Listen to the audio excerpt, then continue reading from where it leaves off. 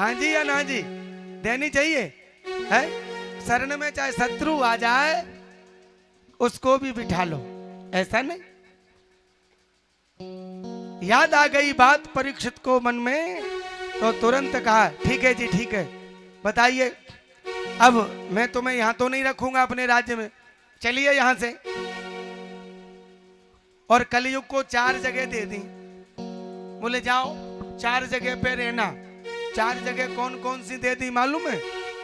द्यूतम पानम स्त्रिया शूना यत्रावरणश्चतुर्विधा। द्यूत कीड़ा, जहां पे जुआ खेला जाता है, कली का वास। मदिरालय, वहां पर कली का वास। वैश्यालय, वहां कली का वास। और माताओं में रजोधर्म, वहां कली का वास। और अंतिम बात कहा, कलयुग बोला राजा परीक्षित को कि राजन ये सब जगह गंदी हैं, कोई अच्छी सी दे दो ना, अंतिम बात कह रहा हूं। तो राजा परीक्षित के मुख से निकल पड़ा, बोले तुम्हारा वास स्वर्ण में है। जैसे ही कहा सोने में, तो बस हो गया काम। हाँ, कलयुग राजा परीक्षित के जो मुकुट था ना सोने का, उसमें बैठ गया, वास कर गया। अब आप कहोगे गीता में तो भगवान ने कहा है सोना हमारी विभूति है, धातुओं में मैं सोना हूं। स्वयं भगवान कृष्ण कहते हैं धातुओं में सोना में हूं, फिर इसमें कली का वास। तो ध्यान से सुनना, जो चोरी का, बेईमानी का, ठगई का, उचक्कई का कमाया धन, उसमें कली का वास, चाहे सोना ही क्यों न हो। तो ये मुकुट कोई ओरिजिनल कमाई का थोड़ा ही था, जरासंध का था। पांडव मार करके लाए थे, और कपट पूर्वक लाए हो तो कली का वास तो होना ही होना। इसलिए कली का वास हुआ और राजा परीक्षित की बुद्धि को भ्रष्ट कर दिया।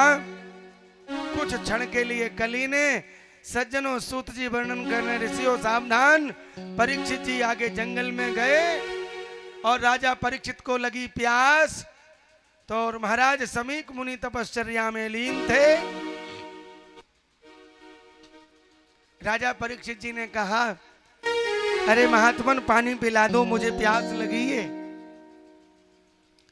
समीक मुनि समाधि में थे, नेत्र नहीं खोले। तो क्रोध आ गया, क्योंकि वो मुकुट नहीं पहना था सोने का। सो राजा परीक्षित ने धनुष की कोटी से बाण को, वो सांप को उठाया, बाण से, बाण की धनुष कोटी से सांप को उठाया और समीक मुनि के गले में डाल दिया। और जैसे ही डाला ना, और बस चले गए। खेलते हुए कुछ बालकों ने समीक मुनि के बेटे का नाम है श्रृंगी, उसको बताया कि श्रृंगी सुन, तेरे पिता के गले में सांप डाल गए, राजा परीक्षित मरा हुआ। तो श्रृंगी दौड़ करके आया, बड़े जोर से रुदन किया, रोने लगा। और जैसे ही श्रृंगी के रोने को सुना तो समीक मुनि की समाधि खुल गई प्यारे। और कहा बेटा क्यों रोते हो? बोले पिताजी पिताजी क्या बताऊं, वो मैंने सुना कि राजा परीक्षित तुम्हारे गले में मरा हुआ सर्प डाल गए थे, वो मैंने हटाया है। तो समीक मुनि ने कहा, बोले बेटा श्रृंगी तुमने कुछ कहा तो नहीं? बोले पिताजी मैंने तो श्राप दे दिया। क्या? बोले राजन जिस सर्प को तुमने हमारे पिता के गले में डाला है, ठीक उसी का पूर्वज नाग तक्षक 7वें दिन तुम्हें दंश मार देगा, तुमको दंश मार देगा। जब इतना कहा प्यारे, तो महाराज समीक मुनि ने कहा बेटा तुमने बहुत बुरा किया, अच्छा नहीं किया है। ये तो कर्मनिष्ठ राजा था, धर्मनिष्ठ राजा था, तुमको श्राप नहीं देना चाहिए था। लेकिन अब तो ब्राह्मण के मुख से निकला हुआ श्राप मिथ्या नहीं होता। सज्जनों, गौर मुख नाम के शिष्य को भेजा। समीक मुनि ने राजा परीक्षित के पास और जाकर के कहा कि कह देना राजा परीक्षित को अपनी मुक्ति का कोई उपाय कर लो, मुक्ति का उपाय कर लो।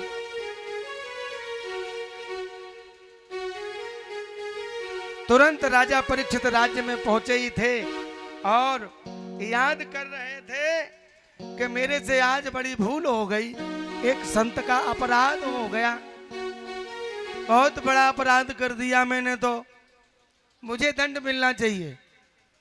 इतने में शिष्य गौरमुख ने कह दिया कि परीक्षित अब तो आप अपने लिए सोच लो।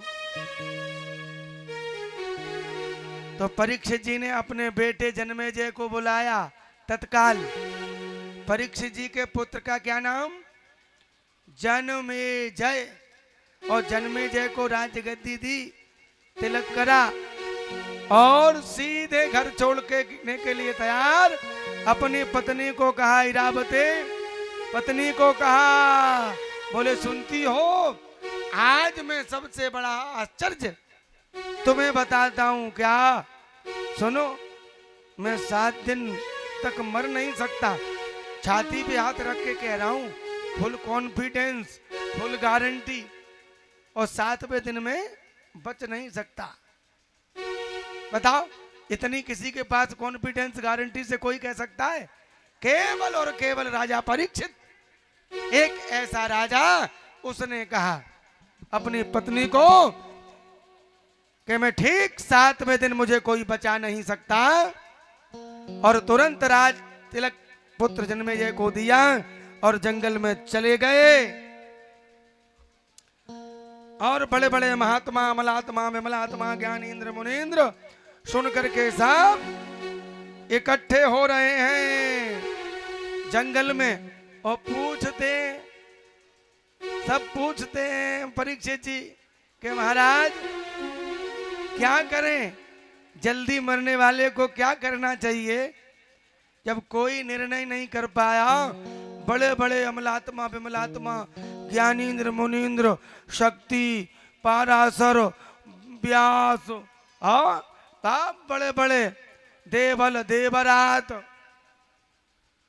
इकट्ठे हो गए, बड़ी सभा। लेकिन जब किसी ने निर्णय नहीं किया तो ऐसा कहते हैं, भागवत जी में सूत जी महाराज श्रवण करा रहे हैं शौनकादिक ऋषियों को, कि तत्राद भवती भगवान व्यास पुत्रा